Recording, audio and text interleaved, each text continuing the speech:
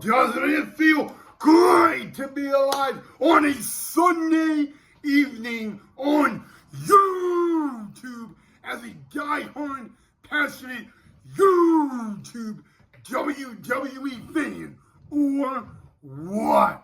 Woo! Hey, WWE YouTube fans, hope all you guys are having a great weekend so far. It is Sunday and Monday Eve, so happy Monday night Raw Eve, and of course, happy beloved Sunday as well, guys. And it is my honor and pleasure to say welcome back to the channel of the Ryan Knife WWE Report right here on YouTube. So in tonight's episode, guys, we're just going to have a little walk down memory lane of WrestlePalooza and the debut of the WWE ESPN era, guys.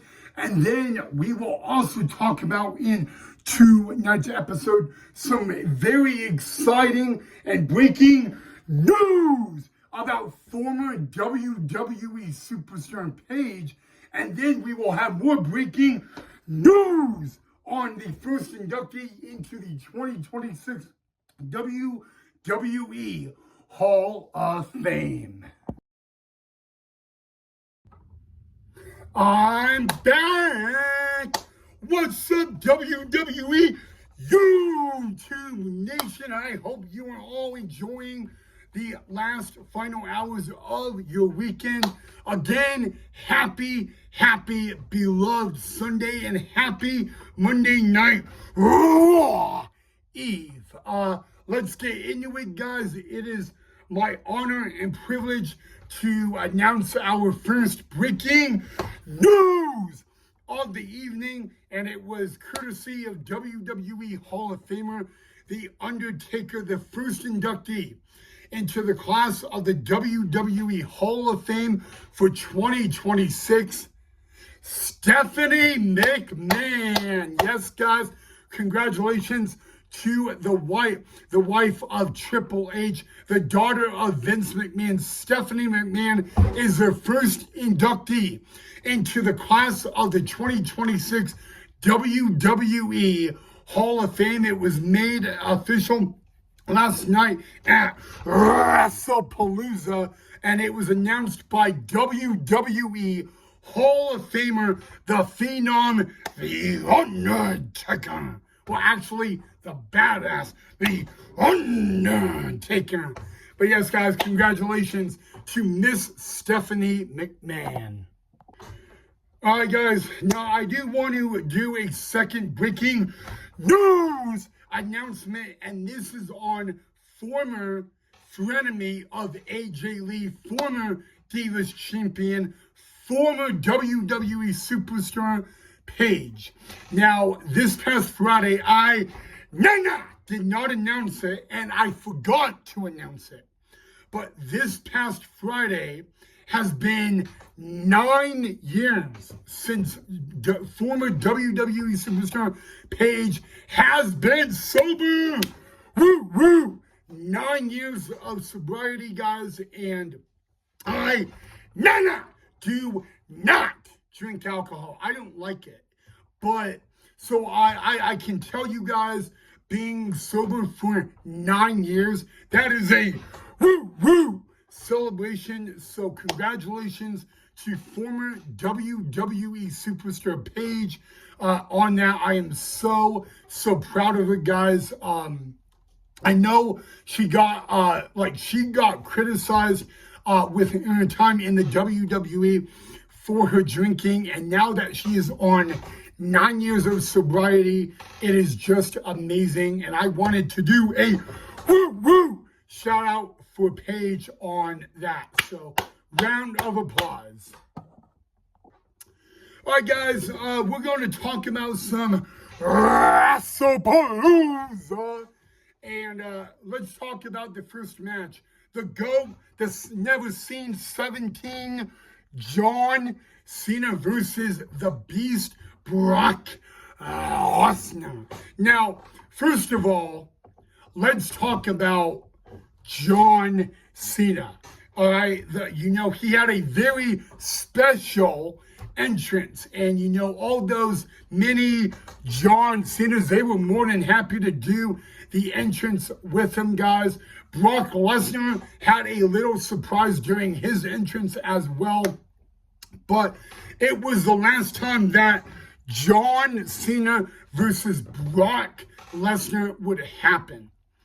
And right before the match, Alicia Taylor introduced John Cena. But who would announce Brock Lesnar? None other than WWE Hall of Famer, the Oracle, Paul Heyman. That is right. Paul Heyman introduced Brock Lesnar last night at WrestlePalooza on the ESPN Unlimited, guys, and I was like mind-blowing. Because, you saw the night before WrestlePalooza, Paul Heyman was backstage and Brock Lesnar told Paul Heyman that we need to talk.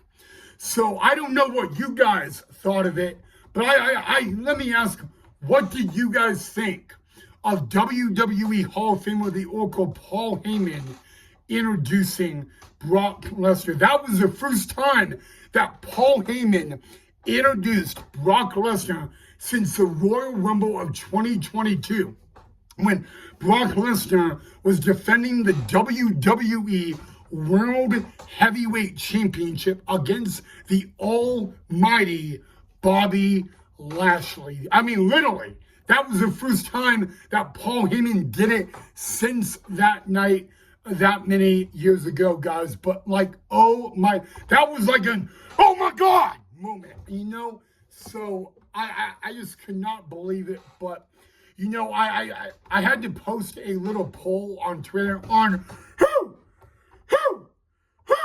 would win between John Cena and the Beast Brock Lesnar, and I got 40 votes on it, and 91% said John Cena. You were wrong, because it was domination by Brock Lesnar. And remember, that was the first match in WWE that Brock Lesnar had since SummerSlam of 2023, when he defeated the American Nightmare, Cody, when he lost to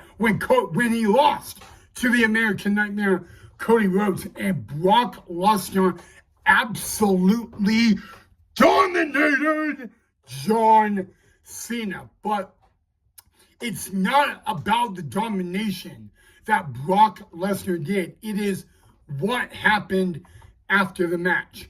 And I don't know if you guys know this, but Brock Lesnar has now been suspended by Triple H, because after Brock Lesnar defeated John Cena, he would put his hands on a referee and F5 the referee.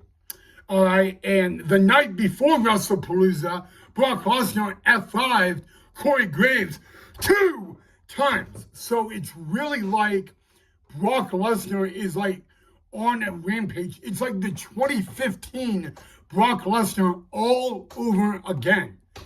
And so, in case you guys did not know, on the post-show of WrestlePalooza, Triple H has suspended Brock Lesnar for his, you can not put your hands on a WWE referee. And of course, Brock Lesnar, does not care. So, John Cena dominated at WrestlePalooza. Brock Lesnar would defeat John Cena, but then F5 the referee. And that is why Brock Lesnar got suspended, guys. But, you know what, guys?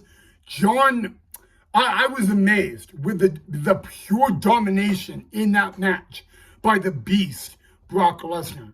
But the main news about this match is not that John Cena lost to Brock Lesnar, but that Brock Lesnar would F5 the referee after the match, and Paul Heyman introduced Brock Lesnar at WrestlePalooza.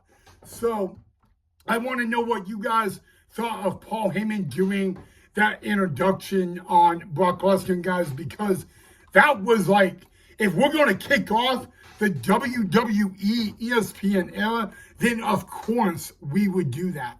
So, yeah, guys, but you know what? John Cena, pure dominated by Brock Lesnar, guys, and I mean, you know, for a moment in that match, I literally believed John Cena had the match won. Apparently, I was wrong. Okay, I'll admit that. Apparently, I was wrong. But man, I mean, and I think we are now down to like 5 more appearances by John Cena. But the Beast, Brock Lesnar, he's been suspended indefinitely. All right, guys, sorry I had to move it down here, but like the lighting in the background here is much better. So yeah, guys, so now we're going to talk about the Bronson Reed, Braun Breaker of Division versus the Usos. Now, what's really funny about this match is Monday Night Raw GM Adam Pearce made this match a special guest referee. And who would be the special referee? The megastar L.A. Knight. Yeah! And that I think that was the perfect person to ref because, you know, L.A. Knight, yeah, has a problem with Jey Uso. Yeet! And he definitely has a problem with the Vision. So, you know, that made it interesting. Like, how would L.A. Knight, yeah, you know, ref this match, you know? Because every time we have a special guest referee, it's just way different every single time. And I'll be very honest with you guys. The megastar L.A. Knight, oh yeah, refed the match in a very, I mean, literally, he made this match really a no holds barred match. But did you guys see the carnage that the Vision of Braun Breaker and the Shula Fala Tribal Thief Bronson Reed did to the Usos? I mean, that, you know what? They showed the Usos you don't want to mess with the Vision. And I'll be very honest with you guys. Jay went through tables. Jimmy got hurt. And man, I mean, I'm going to talk about it, guys. But really what I want to know is, what did you guys think of L.A. Knight? Yeah, being the special guest referee. That's really what I want to know. Did you guys like that move by Monday Night Raw GM Adam Pearce? You guys can definitely let me know down below in the comment section, guys. But to have L.A. Knight, yeah, as the special guest referee, I applaud Monday Night Raw GM Adam Pearce on that 100%. But, you know, the Usos, they're back. And, you know, the Uso Penitentiary theme song is back. When was the last time we actually heard that theme song with both of them entering? You know, it's been a couple years, you know, it's been a little while. So, you know, that was a really good take as well. But the Usos, they entered through the crowd. Like, yeet, Jey Uso always does. But you know what? The Usos say they are one of the greatest tag teams of all time. They may be right. But last night, they ran into 2 members of the Vision of the Braun Breaker and the Tribal Thief, Big Bronson Reed. But what made the match even more interesting is the L.A. Knight. yeah, as the special guest referee, because he actually has a problem with both people in both parties in the match, guys. And I'll be honest, man. You know, the Mr. LA Knight, yeah, he gave a lot of leeway in that matchup. So that's really what made it even more interesting. And you know what? Unfortunately, the Usos back together fell short of the vision. And, that's all, going into that match, I really believed that the Usos would actually win. And I was definitely wrong on that. So, but you know what? Maybe a shout out to LA Knight. Yeah, because it's really not the first time he's actually been a special guest referee. So, I don't know, guys, but yeah, what a crazy match that was. Okay, now we're going to talk about crowning a new Women's World Champion. Now, the winner of the Battle Royal at Evolution, Stephanie Vaquer, taking on Io Sky. Now, remember, Io Sky was supposed to face Naomi a couple weeks ago on Raw for the Women's World title. And that's when we found out that Naomi was pregnant, had to surrender the title. And so, number one, it was supposed to be Stephanie Vaquer, Naomi at Clash in Paris. Nana didn't happen because of the pregnancy. So both women actually had the right to challenge. And the guarantee was we were going to crown a new Women's World Champion. And I want to keep this short, simple, and sweet. Io Sky, Stephanie Vaquer. A lot of women, a lot of people literally went into 50-50. So I'll tell you who won the match. Stephanie Vaquer. And guys, Stephanie Vaquer has had a awesome 2025. I mean, if there's really any woman in the WWE locker room that's had a awesome year, it really is Stephanie Vaquer. And for the very first time, Stephanie Vaquer can call herself Women's World Champion. But I will shout out to Io Sky because you know what? When you see Io Sky take on Stephanie Vaquer, both of them have the utmost respect for one another. You're going to see like a WrestleMania main event, at least in my opinion. So congratulations to the new Women's World Champion, Stephanie Vaquer. First time she can actually call herself that, and what an accomplishment. So congratulations to her. All right, guys, now we're going to get into the mixed tag team match. Did you guys see the entrance for Becky Lynch and Seth Rollins? That is the entrance. I mean, that is something I didn't even expect. So that was a pretty cool entrance. But really what I liked, CM Punk, when he wore his ring to the jacket, it said AJ's husband. Now that was a custom jacket. And I found out earlier today you can buy that jacket on WWEshop.com. But so that was pretty cool, guys. And the first time in 10 years, AJ Lee is having a match. And guys, what a match it showed. All right. I mean, guys, that could have been the main event of WrestlePalooza. Unfortunately, it wasn't. It could have been, but it wasn't. But it also could have been. And again, it just wasn't. But guys, to keep it short, simple, and sweet, CM Punk and AJ Lee get the win. But CM Punk, did not pin Seth or tap Seth out.